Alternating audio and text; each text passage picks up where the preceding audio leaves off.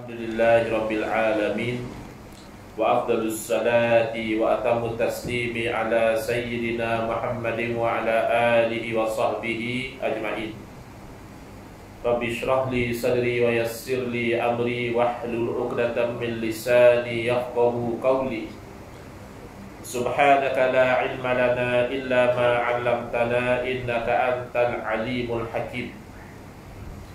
Allahumma akhrijna min zulumatil wahmi wa akrimna binuril fahmi waftah alaina bima'rifatil ilmi wa sahhil akhlaqana bil hilm waj'alna mimman yastami'una al-qawla fayattabi'una ahsana.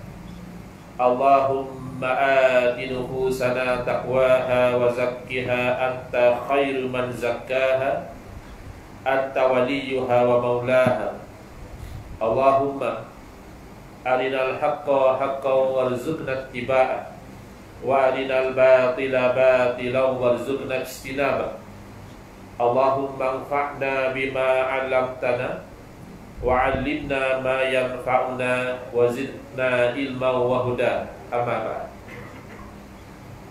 Alhamdulillah, muslimin muslimat, hadirin hadirat yang saya hormati, moga-moga kita semua dirahmati dan diberkati oleh Allah Subhanahu Wa Taala, dan moga-moga kita semua dikurniakan oleh Allah Subhanahu Wa Taala kefahaman yang baik di dalam urusan agama kita dan keikhlasan yang mantap di dalam menuju kepada ridha Allah Subhanahu Wa Taala. Khusus kepada para alim ulama, tuan-tuan ustaz, tuan imam, Bilal pengerusi surau, ahli jatah kuasa surau, seterusnya pemimpin-pemimpin masyarakat sekalian ahli jamaah yang hadir dalam kuliah maghrib kita pada malam ini. Alhamdulillah, seingat saya pertama kali saya sampai ke surau ini dari Wangsa Maju tadi ke Meru dalam 1 jam. Khabari waras, alhamdulillah. Itu je lah pun tahu. Isteri saya orang Jawa, orang Sabah pernah, tapi dia tak train saya cakap Jawa ya. Kalau tak mungkin boleh kuliah malam ni dalam bahasa je, ngomong Jawa ya. Tak apa, kita guna bahasa standard ya. Seorang Terengganu tak diajar oleh isteri, akhirnya cakap bahasa standard masing-masing. Baik, saya mulai kuliah malam ini dengan membaca firman Allah Subhanahu Wa Taala. Allah berfirman, "Qul in kuntum tuhibbunallaha fattabi'uni yuhibbukumullah." Sadaqallahul azim. Katakanlah, sekiranya kamu itu kasih kepada Allah, maka apa jalan? Fattabi'un. Hendaklah kamu itu ikut akan aku, nescaya Allah kasih kepada kamu. Kemudian sabda Nabi sallallahu alaihi wasallam, "Kullu ummati yadkhulunal jannata illa man aba." Setiap daripada umat aku akan masuk ke dalam syurga kecuali orang yang enggan, orang yang tak mau masuk. Pelik kan orang tak mau masuk syurga. Lalu para sahabat bertanya, "Wa man ya'ba ya Rasulullah?" Siapalah pula yang enggan nak masuk syurga wahai Rasulullah? Lalu Nabi SAW menerangkan, "Man ata'ani dakhalal jannata wa man asani faqad aba." Barang siapa yang taat patuh kepada saya, dia akan masuk ke dalam syurga, dan barang siapa yang engkar degil tak mau ikut kepada saya, maka orang itu sebenarnya enggan untuk masuk ke dalam syurga. Jadi baru-baru ini kita menyambut Maulid, memperingati hari kelahiran Nabi sallallahu alaihi wasallam, yang mana walaupun katakan Rabiul Awal telah berlalu sekalipun, memperingati Maulidur Rasul sallallahu alaihi wasallam ini, dia merupakan satu jalan yang menuju ke arah tujuan. Dia berbeza seperti kita menyambut hari raya puasa misalnya, itu mesti 1 Syawal. Misalnya musim panas lah, tahun ni 27 Ramadan kita sambut hari raya siap-siap, dia tak boleh. Dia mesti 1 Syawal. Demikian misalnya raya Idul Adha itu pada 10 Zulhijjah, tidak pada tarikh yang lain. Tapi Maulidul Rasul ini bukan satu perayaan yang ditetapkan sebagaimana dua hari raya tersebut, menyebabkan sebahagian dari umat Islam sendiri menolak sambutan Maulidul Rasul. Alasannya, katanya Nabi SAW pun tak buat, Nabi pun tak ada buat sambutan Maulidul Rasul. Jadi dengan erti kata yang kita sambut sekarang, adanya ceramah, adanya jamuan, adanya qasidah, selawat, bahkan adanya perarakan, memang kita akui yang demikian tidak berlaku ya, di zaman Nabi SAW dan para sahabat awal-awal dahulu tidak berlaku. Tetapi kalau nak dikatakan Nabi SAW tidak menyambut maulid, tidak tepat juga. Kerana apabila ditanya oleh para sahabat tentang puasanya Nabi SAW pada hari Isnin, ya, Nabi SAW rajin berpuasa pada hari Isnin, lalu sahabat tanya, Nabi SAW menerangkan, "Dzaka yaumun wulidtu fihi." Hari Isnin itulah hari saya dilahirkan. Jadi kalau begitu, Nabi SAW menyambut maulid baginda mingguan dengan cara berpuasa pada hari Isnin. Jadi konsep menyambut maulid itu adalah sunnah, sunnah Nabi SAW. Kemudian berpaksi kepada ayat suci Al-Quran, Allah berfirman, "Qul bifadlillahi wa birahmatihi fabidzalika falyafrahu." Katakanlah dengan kurniaan dan rahmat Allah, dengan yang demikian itu hendaklah mereka itu bergembira. Falyafrahu, kalau dalam bahasa Arab ni dia panggil lamul amri, lam yang menunjukkan perintah. Kita diperintahkan supaya bergembira. Kerana apa? Dua, kurniaan dan rahmat Allah. Jadi dalam kitab tafsir ada menyebutkan kurniaan dan rahmat Allah ni adalah Al-Quran dan Islam.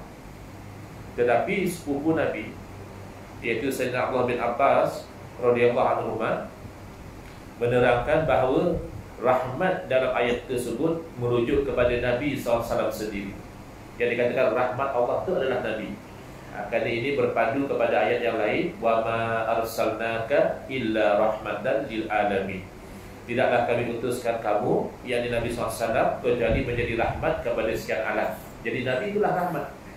Kita diperintahkan bergembira, tetapi Allah tidak tetapkan bagaimana cara kita bergembira. Berbeza bila Allah memerintahkan aqimus solat, hendaklah kamu dirikan solat. Asal makna as-solat ad-du'a, berdoa. Tapi bolehkah satu orang kita tanya dia, "Abang dah solat ke belum?" "Dah," kata dia. "Tak nampak pun." "Tadi saya dah angkat tangan doa." Doa tu solat lah. Tidak boleh. Kerana bila Allah perintahkan solat, diperincikan cara solat tu. Dia ada kaifiatnya, ada syaratnya, ada rukunnya, maka kena buat sebagaimana yang telah diperincikan. Demikian haji. Haji kalau dari segi bahasa, ia ziarah. Jadi satu orang kita tanya dia, "Tuan dah berhaji ke belum?" "Dah banyak kali dah," kata dia. "Oh ya, saya tak perasan." "Yelah, saya waktu hari 2 tahun lepas haji ke London, kemudian haji ke Bangkok, ada haji ke Washington." Kan haji itu makna ziarah, kata dia. Tak boleh. Kerana bila Allah perintahkan haji, cara haji itu telah ditetapkan. Di mana tempat, macam mana cara, miqat di mana dan sebagainya telah ditetapkan. Tetapi bila Allah perintahkan supaya kita itu bergembira dengan kurniaan dan rahmat Allah, Allah SWT tidak tetapkan cara bagaimana kita itu bergembira. Maka kembali kepada kaedah yang umum, bolehlah kita itu menjalankan kegembiraan tadi, menzahirkan kegembiraan dengan apa cara sekalipun, dengan syarat tidak melanggar syariat. Jadi kalau nak sambut maulid, kena cek lah, ada ke orang di Melu ni sambut maulid buat pesta tari menari, atau bidang minuman keras ya. Setahu saya lah, sepanjang saya hidup ni, tak jumpa lagi lah ya orang sambut maulid buat pesta-pesta macam itu. Yang biasa orang sambut maulid adalah dengan kuliah ya, ceramah.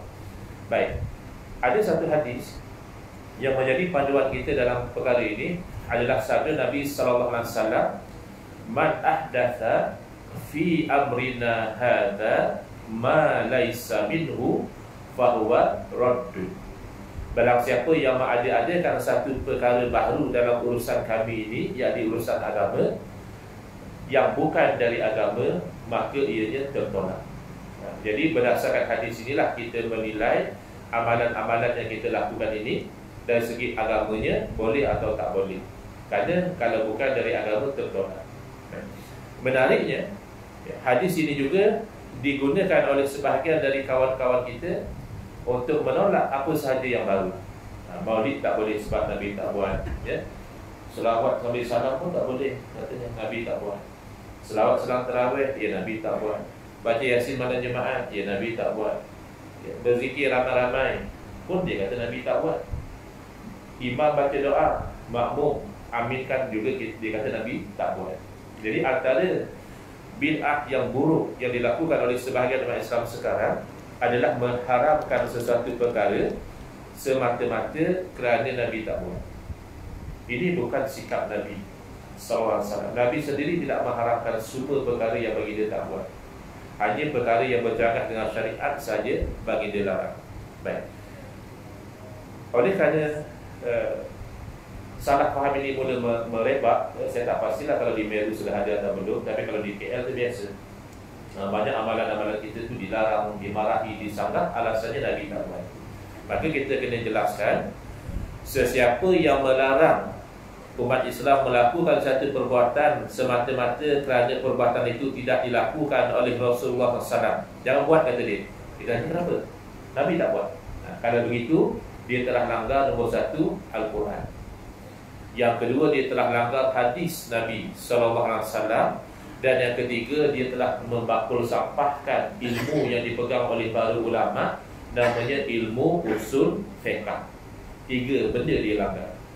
Dia langgar firman Allah Ta'ala. Allah berfirman, wa ma atakumur rasulu fakhuzuhu wa ma nahakum anhu fantahu. Apa yang dibawa kepada kamu oleh Rasul, maka hendaklah kamu ambillah, kata dia. Yang Nabi bawa, kita jangan tolak. Dia terima. Soal tak mampu nak amalkan, itu nombor 2. Terima, jangan tolak. Wa ma nahakum anhu fantahu. Dan apa yang bagi Rasulullah SAW larang kamu dari melakukannya, hendaklah kamu berhenti. Jadi Al-Quran kata apa?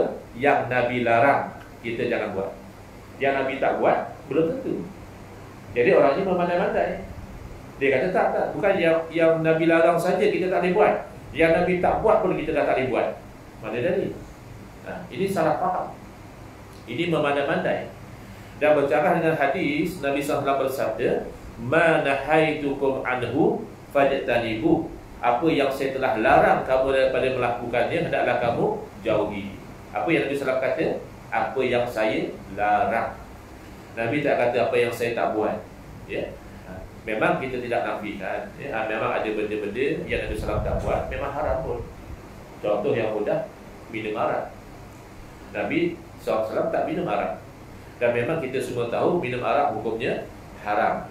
Dan kita juga perlu tahu, haramnya minum arak bukan kerana Nabi SAW tak minum, tapi kerana ada dalil-dalil yang lain yang jelas menunjukkan bahawa minum arak itu haram.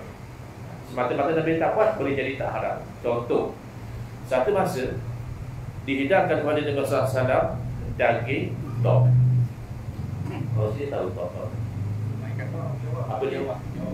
Biawak padang pasir. Nak kata jawapan tu tak betul, ia memang tok ni ada irah-irah semacam biawak. Nak kata tepat, tak berapa tepat, ya, kerana berbeza tok dengan biawak. Beza yang ketara, yang saya pernah lihat tok masa belajar di Jordan dahulu, adalah bahagian lidah dia. Lidah tok sekeping macam lidah manusia. Lidah biawak bercabang. Orang kata lidah orang politik bercabang juga. Wallahualam lah orang kata tak betul tak tidak. Kita pun tak cek kan. Tapi kalau lidah biawak kita biasa tengok dia bercabang. Jadi lidah tok tidak. Zaman Nabi SAW, tok ini dimasak, dihidang pada Nabi SAW. Elok Nabi nak makan, ada orang beritahu, ya Rasulullah, itu adalah daging tok. Terus Nabi tak jadi makan. Sepintas lalu seolah-olah memakan tok itu haram. Kalau tak haram, kenapa Nabi SAW dah elok nak makan tiba-tiba tak jadi? Rupanya tidak haram. Kenapa kata tak haram? Kerana sahabat Nabi SAW paling berperang, iaitu Sayyidina Khalid bin Al-Walid radhiyallahu anhu, meminta kepada Rasulullah, kalau Rasulullah tak nak, bagi kat saya lah, bagi saya makan. Nabi beri. Tak mungkinlah Nabi SAW beri sahabat makan benda yang haram. Habis kenapa Nabi SAW sendiri tak makan? Kerana rupa-rupanya makan tok ini bukan satu kebiasaan di tempat Nabi. Jadi bila tak biasa tu, kuranglah, ya. Macam setengah macam cencalut. Ada semua orang kalau dapat makan nasi macam cencalut, selera betul dia. Tapi kalau orang yang tak biasa, dia tak lalu. Apa lagi? Ikan wadi. Ya, ada orang kalau dapat ikan wadi dengan nasi panas, dia 2-3 pikan dia tambah. Seorang bau pun dia tak lalu. Bukan masalah haram, masalah tak lalu. Jadi semata-mata Nabi SAW meninggalkan satu perbuatan, belum tentu bahawa perbuatan itu haram. Dalam kaedah usul fiqh kita belajar hukum. Ini wajib ke, sunat ke, harus ke, makruh ke, haram ke, itu fiqh. Usul fiqh tak fokus yang itu. Usul fiqh dia fokus membincangkan hukum tadi itu ambil dari mana. Maka dibincangkan oleh ulama usul fiqh yang utama ada 4: Quran, sunnah, ijma' iaitu kesepakatan para ulama, dan juga qiyas. Qiyas ni kita pakai banding antara dua yang sama, maka hukumnya disamakan. Sebagai contoh yang mudah lah apa hukum minum air ketum? Di Meru ada orang jual air ketum? Ada? Tak tanya ada biasa minum tak kan segar pula. Jadi saya pun tak biasa sangat dengan air ketum ni. Cuma saya fahamkan air ketum ni ada yang dia just rebus dan minum airnya tu katanya boleh turun gula dalam darah, boleh rasa bertenaga. Tapi ada satu jenis lagi air ketum ni, dia bukan hanya tu, dia letak lagi obat nyamuk, dia letak lagi obat batuk, dia perah. Yang macam itu katanya kalau minum hilang akan. Silap-silap boleh bersembang dengan tiang, jumpa tiang pun bersembang. Sebab minum air ketum. Apa hukum minum air ketum yang macam itu? Nak kata haram mana jadi? Dalam Quran hadis tak ada cerita tentang air ketum. Jangan ada orang dia ingat Quran itu macam bahasa Melayu lah. Dia kata rasa macam ada ustaz. Cuba kamu baca. Wa in kuntum juhaila in kuntum tu bukan tidak air ketum. Itu bahasa Arab maknanya lain. Tak ada. Memang tak ada dalam hadis cerita tentang air ketum, apatah lagi hukum dia. Tapi ulama memfatwakan air ketum yang memabukkan tadi hukumnya haram. Kenapa? Qiyas kepada minum arak. Khamar. Khamar ni dibuat daripada anggur. Jadi minum arak jelas hukumnya haram. Minum air ketum tidak jelas hukumnya. Tetapi ulama mengkaji asas hukum itu sama, iaitu sama-sama memabukkan, maka hukumnya juga perlu sama, iaitu sama-sama haram diminum. Itu namanya qiyas. Jadi agama kita ni luas. Kalau salah faham, Nabi tak buat maka kita tak boleh buat, akhirnya jadi sempit. Bayangkan kalau ada satu highway, kami tadi Wiz bawa melalui highway baru ni, apa, Dash. Alhamdulillah, jimat masa saya risau juga ke Meru ni kod jam. Lalu highway cepat. Jadi bayangkan highway ada 4 lorong. Kita biasa lalu jalan clear, elok, lancar. Satu hari kita nak lalu, tiba-tiba kita dapati 3 lorong ditutup, hanya 1 lorong sahaja yang dibuka. Agak tak jam tak jalan. Jam lah sebab dah jadi sempit. Apa kata? Tak maaf pas makan sampai belacan tu dia jadi macam ni. Allergic kalau mungkin lah. Jadi apa kata kalau dahlah dia tutup 3 lorong, dia buka 1 lorong sahaja. 1 lorong yang dibuka itu pula dia bagi 3 bahagian. 2 bahagian dia tutup, hanya 1 saja dia bagi lalu. Maknanya bas, lori, cover kena bagi tepi lah. Memang tak buat. Motor mungkin boleh lepas, kereta pun belum tentu sebab 1 lorong bagi 3, 2 tutup. Inilah bayangan apa yang berlaku kepada agama kita. Agama kita tu asalnya luas. Nak tahu hukum, lalu lorong Al-Quran boleh sampai, lalu lorong sunnah sampai, lorong ijma' pun boleh tahu hukum, lorong qiyas pun masih boleh dapat hukum. Tiba-tiba berlaku kekeliruan menyebabkan lorong Quran dia tak perasan. Bukan kata dia tolak Quran tu berat sangat, dia tak perasan. Lalu ijma' dia tidak hirau, qiyas dia tak pandai guna. Dia hanya fokus 1 lorong saja, namanya lorong sunnah. Kita kena ikut sunnah. Okey, bagus. Tapi dia sudah menyempitkan. Sunnah ni masih luas. Ada sunnah perkataan, apa yang Nabi SAW cakap itu sunnah. Ada sunnah perbuatan, apa yang Nabi SAW buat juga sunnah. Dan ada sunnah namanya sunnah beriktirafan. Orang lain yang buat, orang lain yang cakap, tapi Nabi puji, Nabi iktiraf, Nabi kata bagus. Itu juga adalah sunnah. Jadi sunnah tu masih luas lagi. Bila orang tu kata Nabi tak buat, kita tak boleh buat, seolah-olah sumber hukum hanya perbuatan Nabi sahaja. Ini sangat keliru. Saya bagi contoh. Misalnya amalan berzikir kan macam-macam. Ada zikir dengan subhanallah, ada zikir alhamdulillah, ada zikir Allahu akbar. Yang popular di tempat kita ni afdalul zikri fa'lam annahu la ilaha illallah. Itu zikir yang popular. Dan ada di setengah tempat orang berzikir hanya dengan menyebut Allah. Satu orang diri atau beramai-ramai disebut Allah, Allah, Allah, Allah. Jadi kedengaran orang komplain katanya zikir dengan menyebut Allah, Allah semata-mata itu tak ada dalil. Benarkah tidak ada dalil? Atau orang berkenaan tak perasan dalil? Kalau nak kata tak ada dalil, dalam Al-Quran tidakkah Allah berfirman, Ya ayyuhalladzina amanu dzkurullaha dzikran katsira. Wahai orang yang beriman, hendaklah kamu zikir akan Allah Ta'ala sebagai zikir yang banyak. Apa makna zikir? Zikir boleh jadi az-zikru bil lisan, iaitu zikir dengan lidah, namanya sebut. Boleh jadi az-zikru bil qalbi, zikir dengan hati, dalam bahasa Melayu kata ingat. Jadi sebut Allah banyak-banyak, Al-Quran suruh.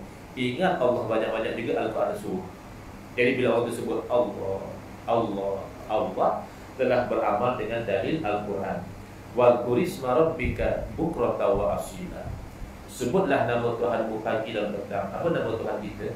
Ya Allah. Macam mana boleh kata tak ada dalil? Dan ijma' para ulama tak kurang dari 700 tahun lebih, tidak ada satu orang ulama pun yang melarang zikir menyebut Allah Allah. Awal-awal tokoh yang dicatat mempertikaikan zikir Allah Allah ni adalah Al-Imam Ibn Taymiyah rahimahullah ta'ala, yang hidup pada kurun ke-8. Walaupun Imam Ibn Taymiyah ni alim, orangnya ulama, tetapi sealim mana pun seorang ulama tidak sampai boleh melanggar ijma' ulama. Kemudian yang keempat, qiyas tadi, yang sama hukumnya sama. Zikir ini sama-sama ibadah yang tidak diikat. Ibadah ada dua jenis. Satu yang diikat, satu yang diberi kelonggaran. Kalau tak faham yang ini, timbul soalan-soalan yang lucu. Misalnya, bila kita terangkan kepada mereka, sebenarnya dalam agama ni, walaupun Nabi tak buat, asalkan baik, kita boleh buat. Lalu dia bangkang. Dia kata, teruklah macam tu Ustaz. Kalau asal baik boleh buat, why not kita sembahyang subuh 4 rakaat? Ustaz kata asal baik boleh buat. Kita pakai sembahyang subuh 4 rakaat, apa macam? Dia tidak faham bahawa asal baik boleh buat, baik dari segi agama. Bukan hanya ikut fikiran kita, kalau 2 rakaat baik, 4 rakaat lagi baik, bukan. Jadi dari segi agama, sembahyang subuh 4 rakaat tak baik. Soalannya kenapa? Tak ada pun dalil khusus Nabi kata jangan sembahyang subuh 4 rakaat. Kenapa boleh tak baik? Jawapannya adalah kerana sembahyang ini termasuk kategori ibadah yang diikat.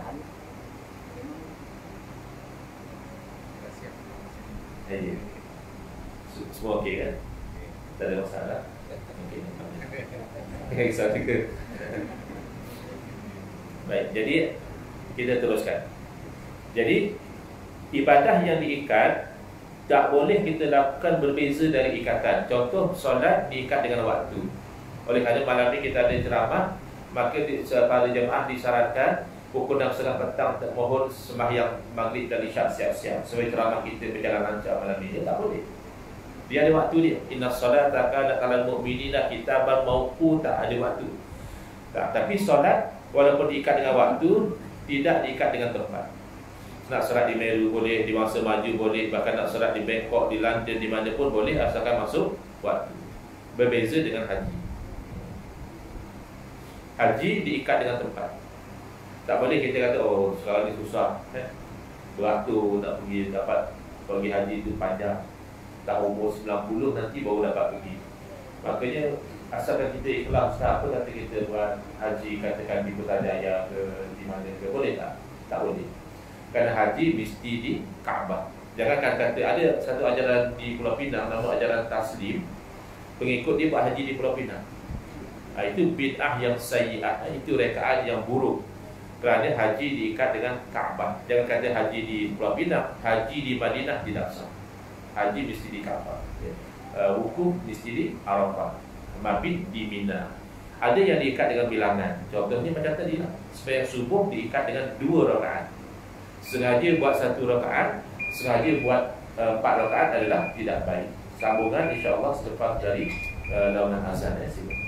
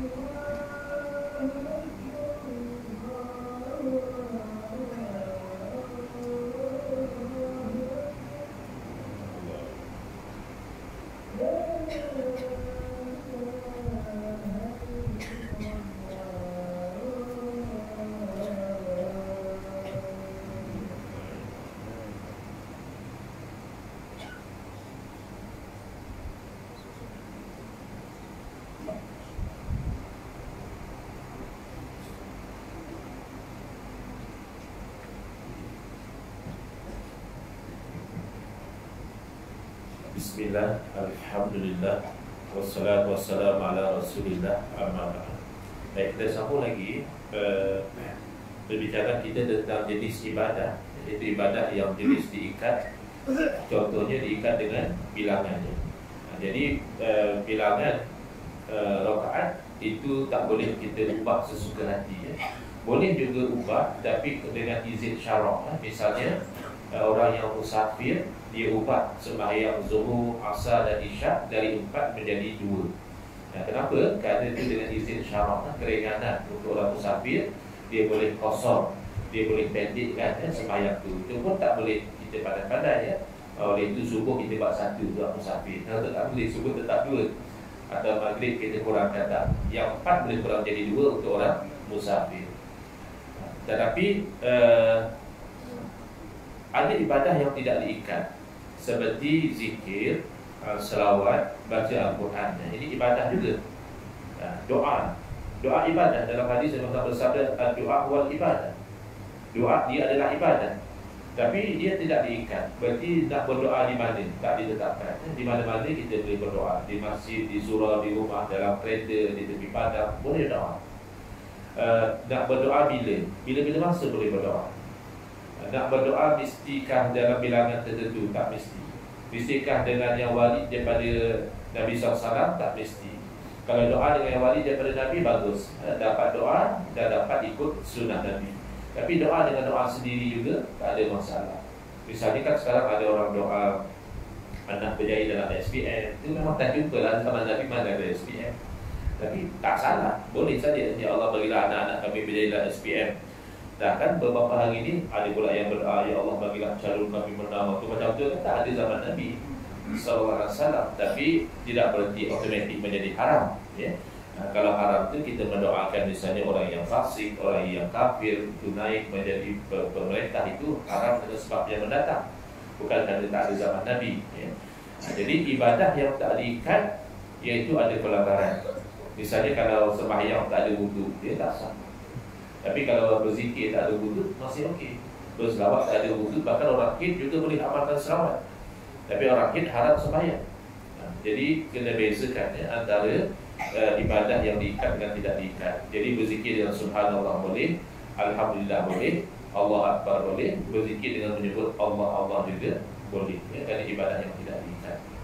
Baik, saya teringat tadi ada dianjurkan nanti pakat-pakat selawat nariyah, ya, dengan bilangan tertentu. Jadi orang kita tanya-tanya, boleh ke selawat nariyah ni kan bukannya diajar oleh Nabi SAW. Yang kedua, boleh pula dengan bilangan tertentu. Kenapa mesti 4,444 kali? Ini mana dalil? Ya, baik, jawabnya begini. Selawat pertama dengan lafaz yang walid daripada Nabi SAW itu tidak ada pertikaian, ya. Misalnya selawat Ibrahimiyah yang kita baca masa tahiyat itu tak ada pertikaian. Adapun selawat dengan lafaz sendiri juga tidak dilarang, kerana berbeza dengan ibadah yang diikat, dia mesti exactly sebagaimana yang ditetapkan. Tapi kalau selawat itu kan mendoakan Nabi SAW. Bahkan para sahabat ada mengatur selawat mereka sendiri. Para ulama sejak dahulu sampai sekarang ada selawat mereka sendiri. Jadi selawat nariyah ini antara selawat yang disusun oleh para ulama. Yang penting ibadatnya selawat, kan. Inna Allah wa malaikatahu yusalluna ala nabi. Sesungguhnya Allah dan para malaikat berselawat ke atas Nabi dengan makna yang layak. Ya ayyuhalladzina amanu sallu alaihi wa sallimu taslima. Wahai orang beriman, hendaklah kamu selawat dan salam ke atas baginda. Jadi Allah tidak tetapkan dengan lafaz yang tertentu, boleh saja dengan lafaz yang lain. Sebab itu kita tak berapa nak faham kenapa orang komplain selawat selang tarawih. Selawat selang tarawih bukan bid'ah pun.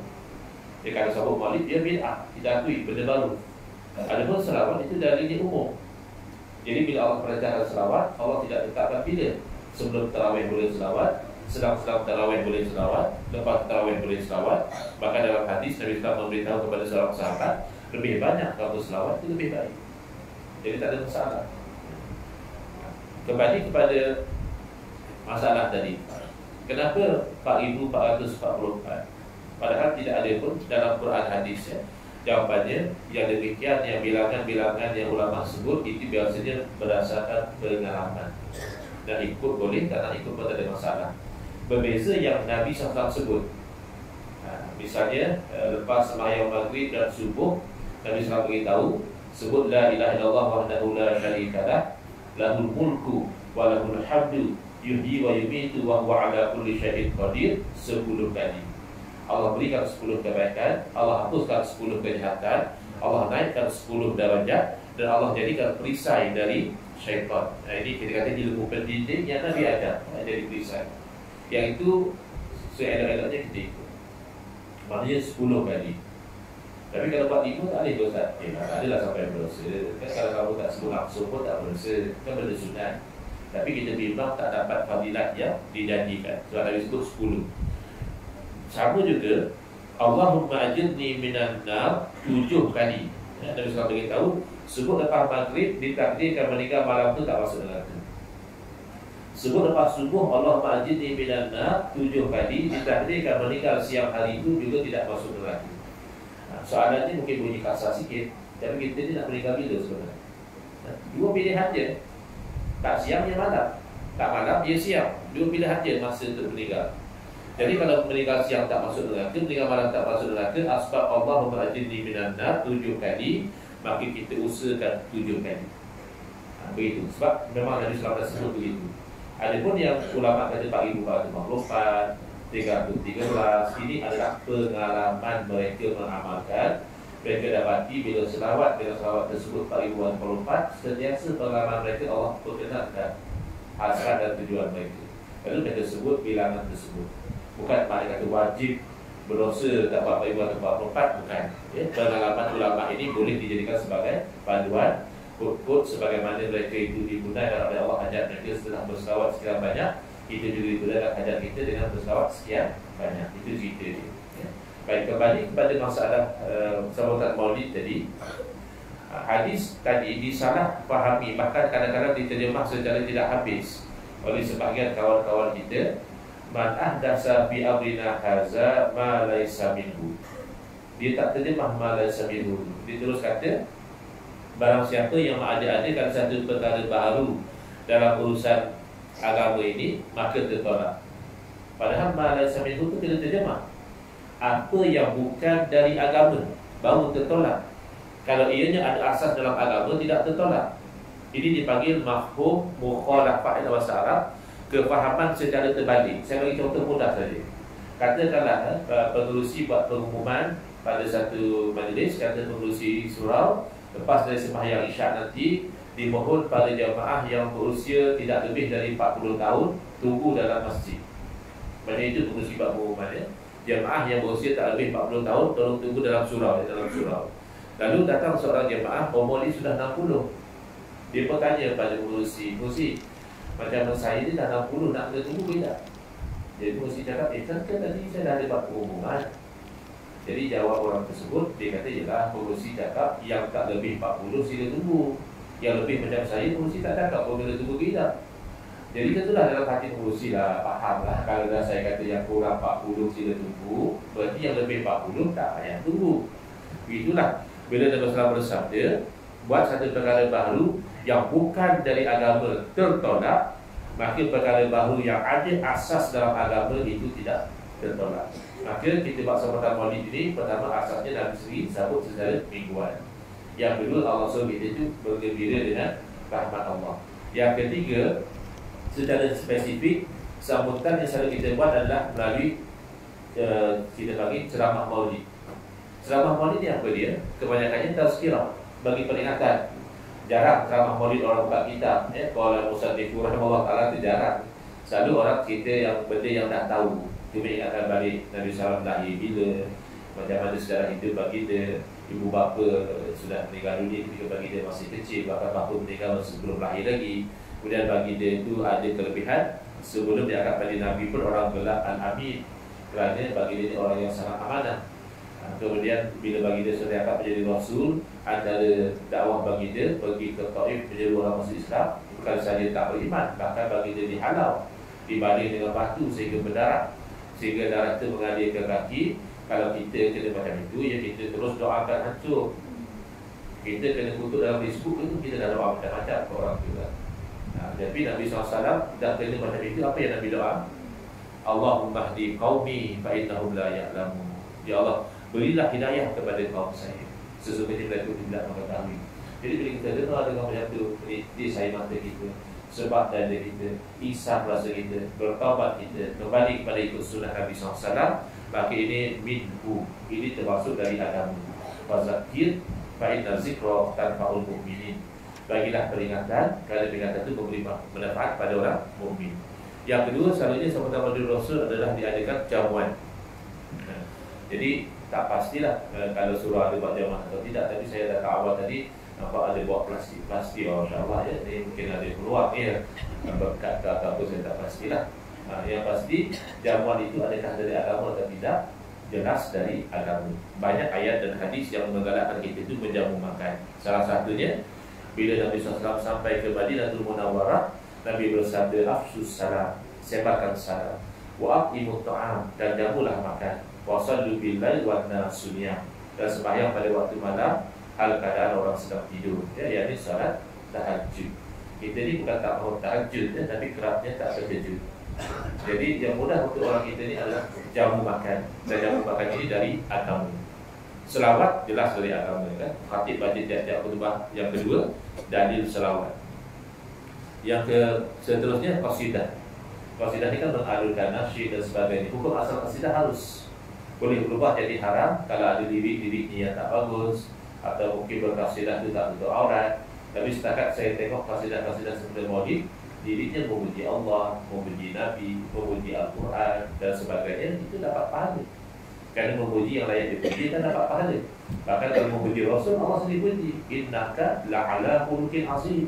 Sebenarnya kamu berada di atas akhlak yang sangat agung. Nah, kalau Allah puji Nabi, takkan kita tak nak puji Nabi sallallahu alaihi wasallam. Baik. Jadi apa lagi? Berarak. Saya selalu sebutnya, berarak lain dengan minum arak. Minum arak itu jelas haram. Beraraknya apa dia? Saya faham berarak adalah berjalan ramai-ramai. Orang di Medan kalau berjalan seorang-seorang paling berarak juga ada. Maka sama lah kita. Berarak itu berjalan ramai-ramai.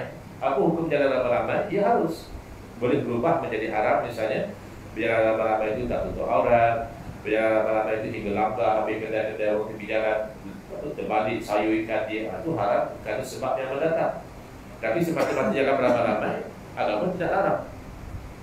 Contoh, kita berjalan beramai-ramai kerana menzahirkan kegembiraan sudah mereka 65 tahun sebenarnya yang dilakukan pada sambutan hari mereka yang lalu. Ya harus boleh. Tapi jagalah hukumnya, jangan tak tutup aurat, jangan itu, jangan ini. Tapi secara asal boleh.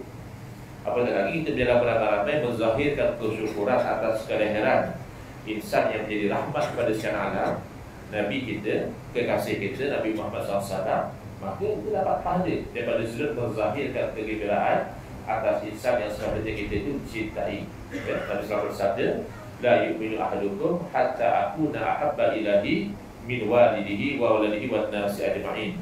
Tak sempurna iman seseorang kamu sehingga aku menjadi orang yang paling dia kasih lebih pada ayah dia, bahkan lebih pada anak dia, bahkan lebih daripada manusia semua sekali.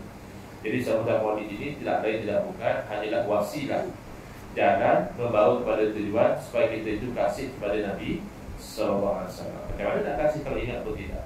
Nah, sekurang-kurangnya dengan sambutan-sambutan ini mengingatkan kita kepada Nabi sallallahu alaihi wasallam. Tapi ada orang berkata macam ini, tidak akan ada satu perkara baru yang baik. Yang namanya bid'ah hasanah itu tak ada. Bid'ah baru hasanah baik. Sebab apa? Sebab dia kata Nabi SAW telah bersabda, wa kullu bid'atin dhalalah. Setiap perkara baru, perkara bid'ah itu sesat. Jadi tak mungkinlah ada bid'ah yang tak sesat. Kita katakan para ulama yang menerangkan, Imam Syafi'i sendiri mengatakan bid'ah itu terbagi dua, ada yang terpuji, ada yang terkeji. Imam Nawawi juga mengatakan bid'ah terbagi dua, ada yang hasan, ada yang qabihah, ada yang buruk. Lalu dia kata, kamu ni nak ikut Nabi ke nak ikut ulama? Ada orang yang tanya macam itu. Maka jawapannya adalah ikut Nabi berdasarkan kefahaman ulama, bukan ikut Nabi berdasarkan pemikiran kita sendiri. Jadi ulama bila baca hadis Nabi SAW kullu bid'atin dhalalah, ulama suruh dengan ayat Quran, ulama timbang dengan hadis yang lain, ulama timbang dengan perkataan dan perbuatan sahabat, Barulah ulama mengatakan bahawa dimaksudkan dengan kullu di situ adalah kebanyakan, bukan semua. Boleh tak kullu itu makna sebahagian, bukan makna semua? Bukan setakat boleh. Banyak kullu dalam pada hadis maknanya sebahagian. Bahkan kalau kita dalam bahasa Melayu pun tak seperti setiap itu semua. Contoh ya, budak sekolah cakap, budak darjah dari 1 darjah 2, dia cakap, "Pakcik, saya pergi ke sekolah setiap hari."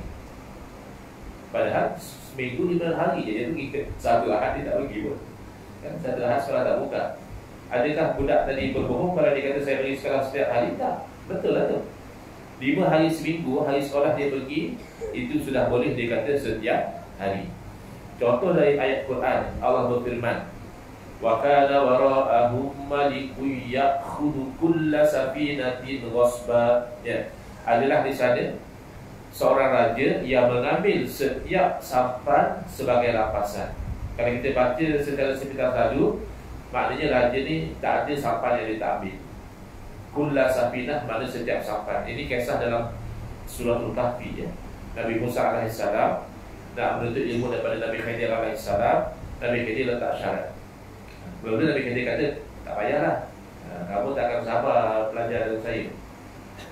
Nabi Musa jawab, InsyaAllah saya sabar. Okeylah, kalau nak mengaji, jangan tanya dulu, ikut je sampai masa saya ceritakan.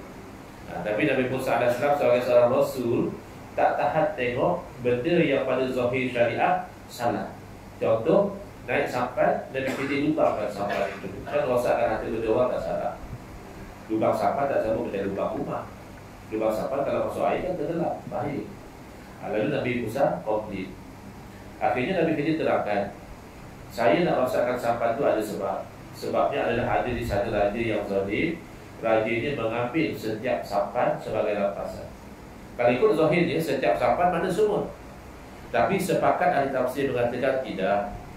Yang dirampas oleh raja yang zalim ini hanya sampan yang elok sahaja. Sampan yang ada lubang, yang ada rosak, raja tidak ambil. Dan itulah hikmah kenapa Nabi Khidir lubangkan. Ini kaedah besar dalam kehidupan, namanya irtikabu akhaf ad-dararaini, memilih mudarat yang lebih ringan antara dua. Kadang-kadang hidup kita tak ideal. Kita nak yang bagus, yang ini. Tapi yang ada depan mata kita ni pun tak bagus, ni pun tak bagus. Maka kita terpaksa timbang antara dua yang tak bagus tu yang mana yang okey sikit. Antara sampan dirampas oleh raja, langsung tak ada sampan, dengan sampan sekadar berlubang masih boleh dibaiki, maka ringanlah sampan itu dilubangkan. Yang penting setiap sampan dalam ayat bermakna sebahagian, bukan semua. Dalam hadis Nabi SAW bersabda, kullu ibni Adam ya'kuluhu turabu illa ajbazana. Setiap anak Adam akan dimakan oleh tanah, yakni akan reput ya. Bila mati akan reput, kecuali tulang sulbi. Tulang sulbi tak reput. Baik. Para Nabi anak Adam atau tidak? Adakah jasad para Nabi akan reput dimakan di tanah? Tidak. Orang mati syahid anak Adam atau tidak? Dia anak Adam, tapi jasad mereka Allah jaga. Jadi hadis tadi tak betul lah. Hadis yang mengatakan setiap anak Adam akan dimakan di tanah, jawabannya bukan hadis tidak betul. Hadis itu betul, tapi cara faham hadis yang tak betul. Tak boleh faham kullu ibni Adam dengan makna semua, kena faham kullu ibni Adam dengan makna kebanyakan. Jadi itulah ulama kita mengatakan tidak semua bid'ah itu sesat. Berdasarkan ayat Al-Quran, Allah berfirman, wa rabbaniyatan tad'uha ma katabna alaihim illa ibtigha'a ridwanillah fama ra'auha haqqa ri'ayatiha. Rahbaniyah bermakna cara hidup pendeta, cara hidup beribadat. Kan rohib itu kan pendeta.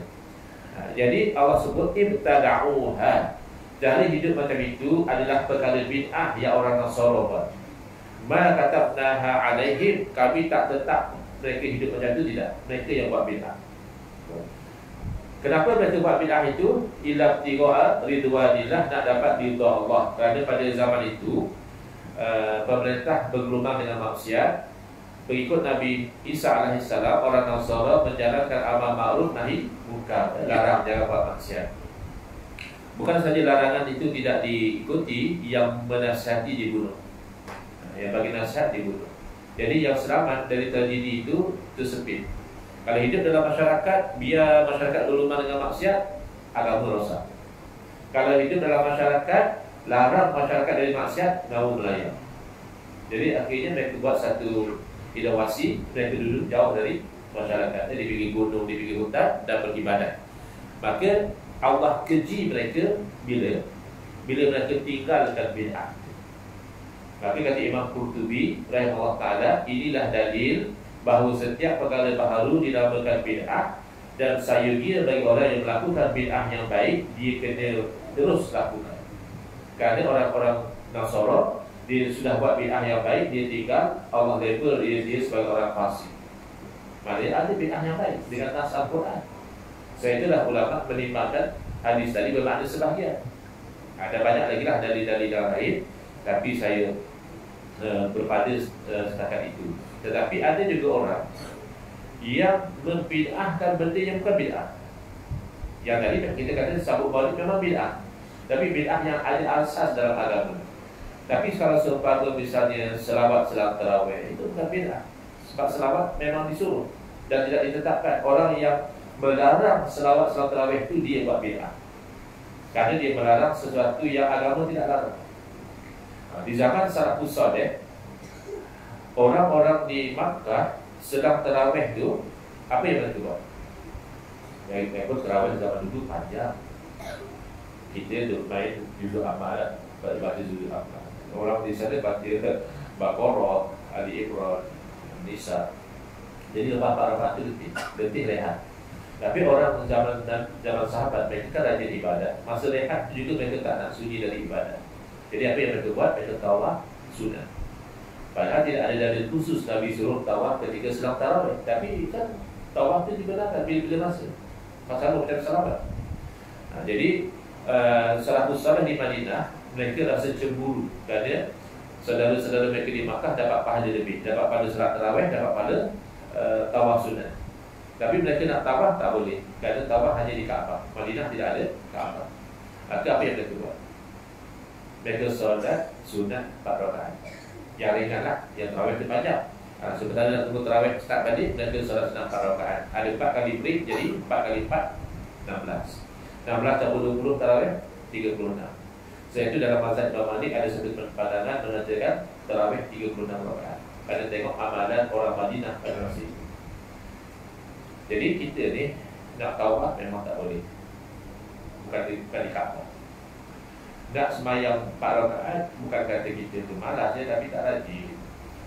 20 rakaat tu kalau kita jentong nak habiskan, nak tambah lagi 16. Tak adanya. Maka benda yang ringan tapi besar fadilatnya adalah selawat. Man shalla alaihi marratan sallallahu alaihi biha asyara. Siapa yang selawat pada saya 1 kali, Allah selawat 10 kali. Allah turunkan rahmat 10 kali, nak apa lagi? Jadi maka masyarakat kita membiasakan selawat pada selang tarawih. Baik. Habis tahu ni yang lain boleh. Nak istighfar boleh, nak Allah boleh, ya. Bahkan ada orang lepas tarawihnya keluar handphone, cek WhatsApp, pun tak ada jadi. Tapi kan waktu rehat, itu pun lah. Tapi kurang afdal lah menyebutkan diri urusan dunia. Lebih baik ada setengah tempat baca Allah 3 kali. Mungkin mengingatkan fadilat Allah itu macam 1/3 Al-Quran. Jadi baca 3 kali seolah-olah dah macam baca seluruh Al-Quran. Jadi ada keluasan, jangan kita sempitkan agama kita yang luas. Baik, contoh lagi yang bukan bid'ah pun, tapi orang komplain juga. Baca Yasin malam jemaah. Apa ni baca Yasin malam jemaah ni tak ada dalil? Ya ke tak ada dalil? Atau tuan yang tak tahu dalil? Ada 2 dalil, satu dalil umum, satu dalil yang khusus. Dalil umum kita disuruh membaca Al-Quran. Yasin Quran dia bukan? Dia Quran.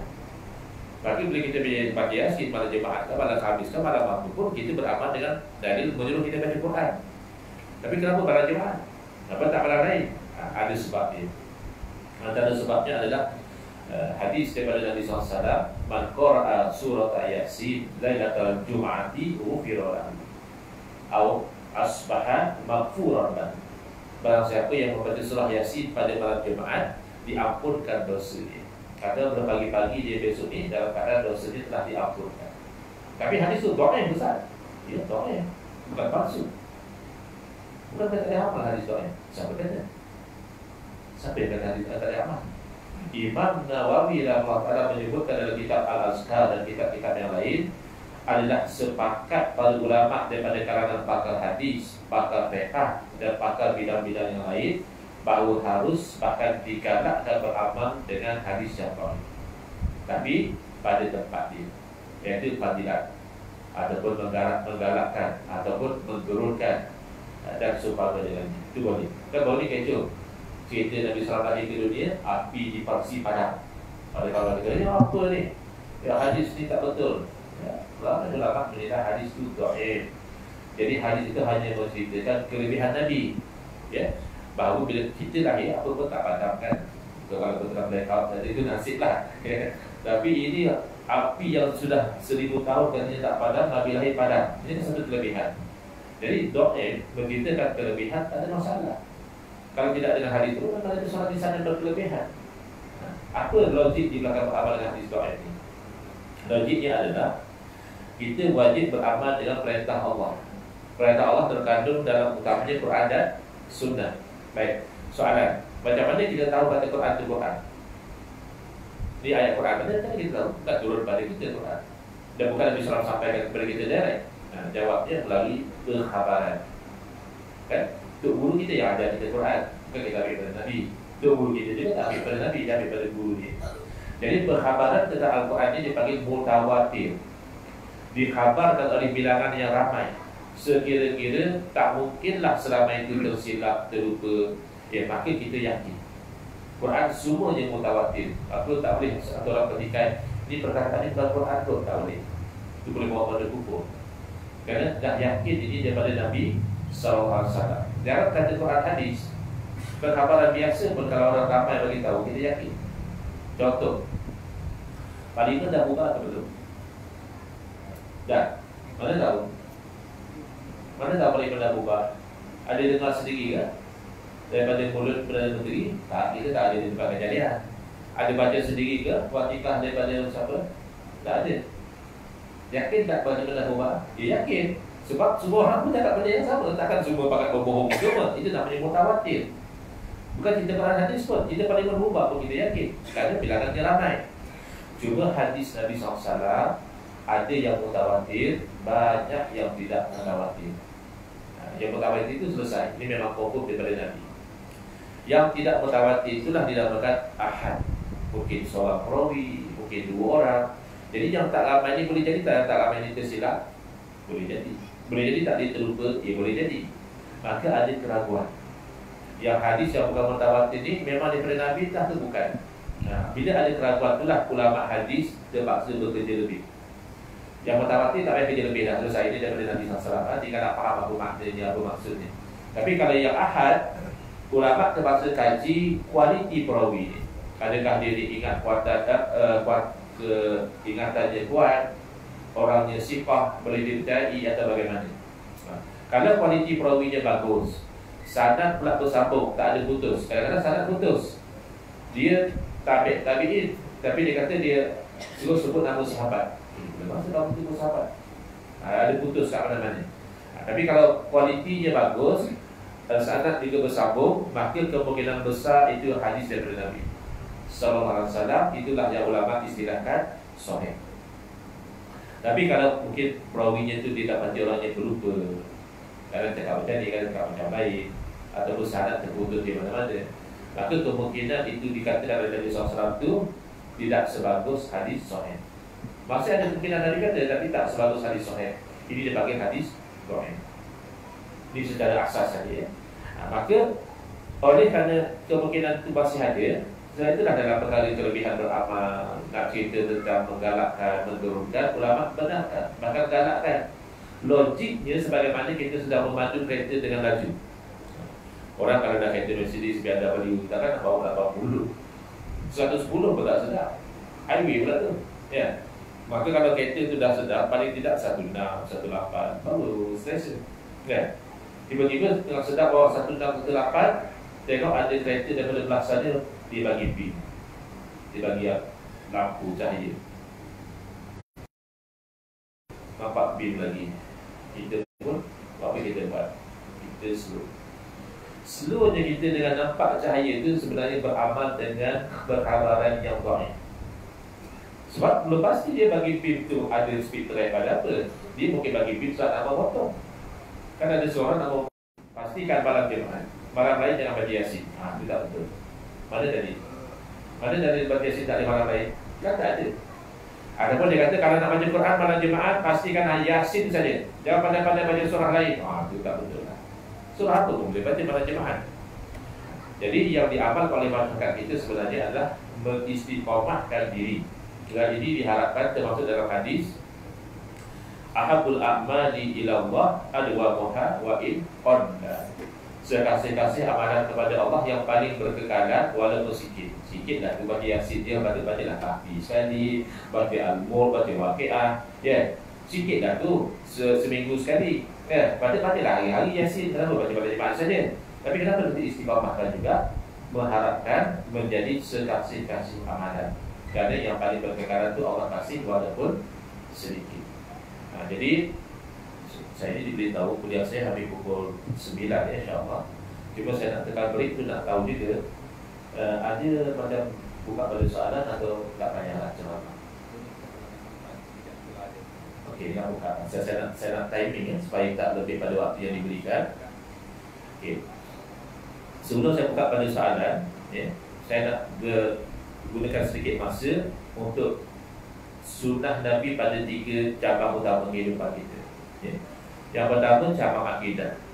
Kadang orang ingat ikut sunnah ni hanya guna kain sugi, ikut sunnah ni hanya pakai minyak wangi. Itu ya betul. Tapi yang paling penting daripada sunnah adalah akidah. Pastikan akidah kita itu akidah Nabi SAW, kerana tidak ada bid'ah hasanah dalam akidah. Bid'ah itu benda baru. Bid'ah dalam akidah, mana akidah kita lain daripada akidah Nabi, tak mungkin hasan. Semua bid'ah dalam akidah itu sayyi'ah. Bahkan ada bid'ah dalam akidah bawa kepada kufur. Contoh bid'ah dalam akidah bawa kepada kufur adalah menafikan takdir Allah. Dia kata Allah ciptakan manusia, tapi apa yang manusia buat tu Allah tidak ciptakan. Manusia buat sendiri. Allah pun tak tahu manusia nak buat apa, sehinggalah manusia itu buat kalau Allah tahu. Ini akidah sepakat ulama kata jadi kafir. Kerana menafikan kuasa Allah, menafikan takdir Allah, menafikan ilmu Allah, ya. Ada lagi satu yang lawan daripada situ, dia menerima takdir tapi dia ke tahap menyalahkan takdir. Dia bagi golongan Jabariyah. Dia kata baik dan buruk itu adalah takdir Allah. Betul? Itu pegangan kita harus sama jamaah. Itu yang Nabi ajar. Kemudian dia melarang kepada menyalahkan takdir. Contohnya kalau dia tak solat. Jadi kita kata abang bukan boleh lagi, abang kena bawa solat. Kita macam mana Ustaz? Saya ni memang Allah takdirkan tak solat. Itu namanya menyalahkan takdir. Itu bid'ah dalam akidah. Tapi orang macam tu agak-agak lah. Kalau kita berani lah ya, tu kita terpeling dia sekali. Kalau kita terpeling dia, mesti dia marah. Dia kata Ustaz apa macam ni? Ustaz patut dakwah bil hikmah, bukan dia terpeling orang macam ni. Cuba kita guna ayat yang sama. Sabar ya Allah. Kalau Allah dah takdirkan saya hafal awak ni, kalau tak faham saya tambah lagi. Dia pun tak selesa. Dan dia hanya menyalah-nyalahkan takdir ini dalam tidak mengelak nak solat, nak berjudi dengan takdir. Tapi cuba kalau dia lapar, ada dia ingat takdir. Tuan-tuan Ustaz minggu ni Allah dah takdirkan saya lapar, tak ada je. Pagi tu lapar, pagi tu lah saya roti canai. Malam tu lapar, malam tu lah saya kasih apelnya. Betul lah.